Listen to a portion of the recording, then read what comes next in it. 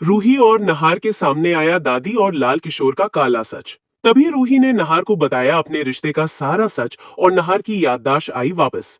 तभी नहार और रूही ने मिलकर दादी और लाल किशोर का किया खेल खत्म।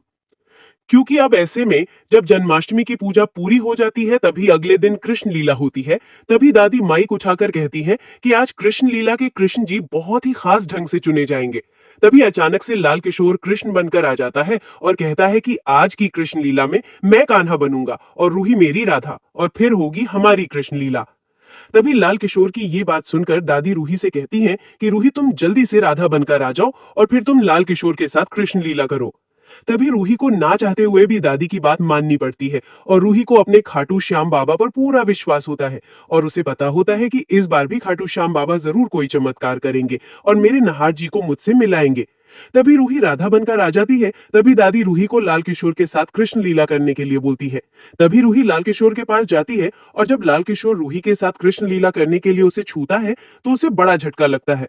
तभी ये देखकर सभी के पैरों तले जमीन खिसक जाती है।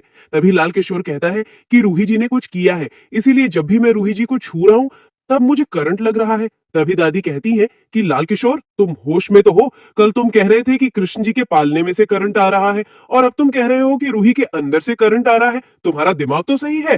तभी लाल किशोर कहता है कि अगर आपको मेरी बातों पर यकीन नहीं है तो आप खुद रूही जी को छूकर देखिए। तभी नहार आगे बढ़ता है और रूही को छूता है तो उसे कोई भी करंट नहीं लगता है। तभी कृष्ण लीला देखने वाले सभी लोग कहते हैं कि नहार को कान्हा बनाओ, इन दोनों की जोड़ी बहुत अच्छी लगेगी। तभी दादी मना करते हुए कहती है कि नहार की तबीयत अभी सही नहीं है, उसे कुछ भी याद नहीं है, इसीलिए नहार को कान्हा बनाना सही नहीं होगा। लेकिन सभी लोगों के सामने दादी की कोई भी बात नहीं चल पाती है और दादी ना चाहते हुए भी नहार को कान्हा बनने के लिए कह देती है। तभी नहार कान्हा बनकर आता है और जब सभी लोग नहार को कृष्ण जी की पोशाक में देखते हैं और सर पर मोर पंख देखते हैं तो सभी लोग मोहित हो जाते हैं। तभी नहार रूही के साथ कृष्ण लीला करता है। तभी रूही के साथ कृष्ण लीला करते करते नहार को कुछ कुछ याद आने लगता है, क्योंकि नहार पिछले साल भी कान्हा बना था और रूही राधा बनी थी। तभी नहार को थोड़ी थोड़ी पिछली यादें याद आने लगती है। तभी रूही समझ जाती है कि अगर नहार जी को पिछली यादें याद दिलाने की कोशिश की जाए तो उनकी याददाश्त जरूर वापस आ जाएगी। तभी कृष्ण लीला पूरी हो जाती है और सभी लोग अपने अपने कमरे में चले जाते हैं। तभी अगले दिन रूही दादी के कमरे से गुजर रही थी। तभी उसने दादी और रामकिशोर को आपस में बातें करते सुना।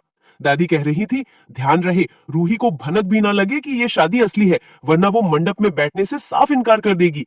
रामकिशोर ने आत्मविश्वास से कहा, आप बिल्कुल चिंता मत करो दादी, उसे अभी लग रहा है कि मैं नाटक कर रहा हूँ।